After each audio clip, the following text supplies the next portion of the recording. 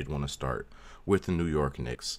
Um, Josh Hart opts in, which I think was probably what everybody was expecting to happen. I think nobody thought Josh Hart was leaving the Knicks. They seemed to be working together to figure out what was the best path for everybody, for them to build the team up for Josh Hart to get the situation he wanted. And opting in seemed to, or turned out to be the best option.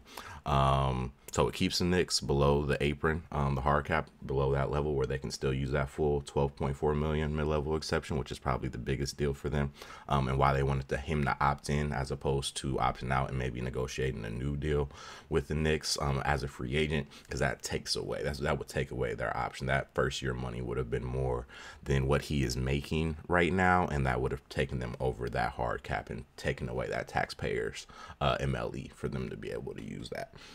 So I think that's the main reason the Knicks had him opt in. And I think from Hart's perspective, it was kind of more doing a solid to the team. He likes the situation. I think he was really happy to get out of Portland. He's playing with another Nova guy and Jalen Brunson, who he loves playing with. So I think he wanted to remain in this situation. And it was really just figuring out whether it made more sense for the team for him to opt out and take that long-term money in a new contract right now, or doing what he's doing now, where he is opting in. But with that opt-in, he's opting in, and with that opt-in, he's already eligible for an extension. So the Knicks and Josh Hart can negotiate an extension on this contract to make sure he still gets paid, and he's taken care of while still keeping their cap space, or not even their cap space, keeping their options open with that non-taxpayers mid-level exception going into this free agency. So good bit of business on both sides if you look at it. Willingness, when a player and a team are willing to work together to make things work, you get situations like this where it seems like it's going to work out for the Knicks, and Josh Hart is going to get his contract sooner rather than later.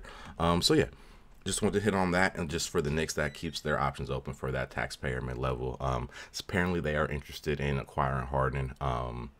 We'll get into that in a minute, but they have options. The Knicks are setting themselves up, I think, in a pretty good place to either stand pat with what they have and continue to build, or to maybe make some moves on the edges, or even big moves if they want to. So we'll see what their offseason ends up looking like.